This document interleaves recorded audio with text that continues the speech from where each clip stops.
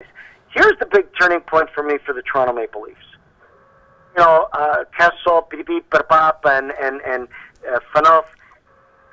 Turning point for me for the Toronto Maple Leafs was when they won that game, and everybody made a big deal where they did not go to center ice and salute the fans like they usually do in a home game. Here's my view on this. When I saw Kessel, Phil Kessel, who is a social pariah in hockey, Toronto, who told the reporters to fuck off, not in those words, or my words, but that was the sentiment. He skated over to Phaneuf and whispered something in his ear, and Phaneuf never said what was whispered. You know, he says, my teammates say many things. And the whole team skated off. One Leaf almost skated to center ice, and when he saw his whole team skating off the ice, he followed like a good team player should.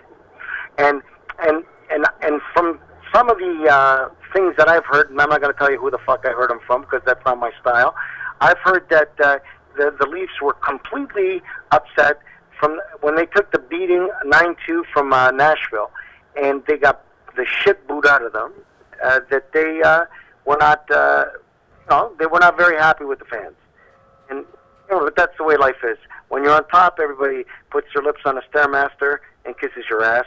When you're on the bottom, everybody cleans the gum off their shoe on your fucking forehead. It is what it is. You know, but your true friends come out.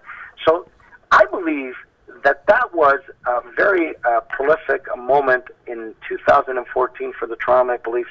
I believe that, I disagree with Don Cherry, and I know Don very well for what he said.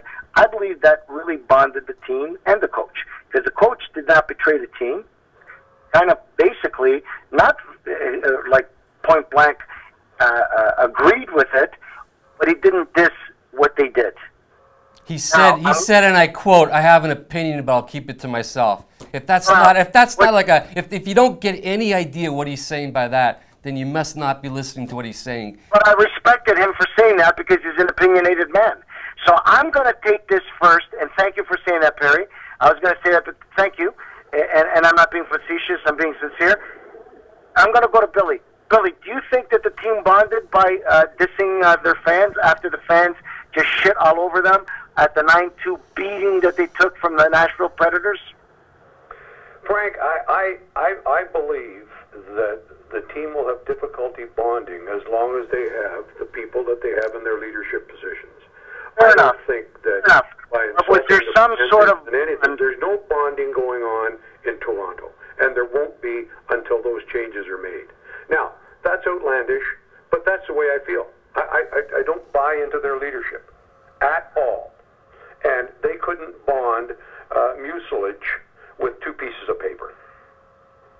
Okay, well, yeah, that's fair enough. Okay, what about you, Tony House? Do you think that was a turning point for the team to kind of show some solidarity where the team against the fans, just like Phil Esposito when they got the shit booed out of them in 1972 in Vancouver, and Johnny Hisu, give me the proper enunciation. Johnny Esau. Esau, great Canadian sportscaster, kept Phil talking, and Phil really wanted to say what he wanted to say, but he was politically correct when he told the fans we're trying our hardest, and it's disheartening and heartbreaking that you boo us while you're sitting on your fucking asses. He didn't say that. I'm just... No, I think the only time's going to tell. I mean, and 20 guys in that room, if it's an act of solidarity, which it was, I think only time's going to tell. And if the guys are going to respond, and obviously it was a sign, and obviously they're disappointed with the way they play, and obviously looking for the fans for some support and backing. But they've seen a lot of bad hockey over the last few years. But this was definitely a solidarity, a move that Phaneuf and whoever else wanted to concoct. He's the driving force behind it, and I think if the guys, the 20 guys in the room, are either all in or all out on his behalf, but I think only time's going to tell with this. I don't think it was Phaneuf who was the I really believe 100% that Phaneuf was not the protagonist in what happened there. I think the protagonist was Phil Kessel. I think Phil Kessel went to the team captain, whispered in the ear, and said, "There's no fucking way." And again, here's my opinion. This is not fact. Phil Kessel went to Phaneuf, whispered in his ear, and said, "We are not going to center ice. We busted our balls to win this, and the fans shit on us when we got the shit kicked out of us 9-2. They weren't there to help us or hold us." In the famous story about, the religious story where the guy is complaining to Jesus that Jesus didn't support him, and Jesus says, "Look, there's only one set of footprints on the beach. You know why? Because I carried you through all your worst parts of your life." And I'm paraphrasing. I'm not a religious guy, but what I'm just saying to you is, I believe that the protagonist in that scenario, Phil Kessel.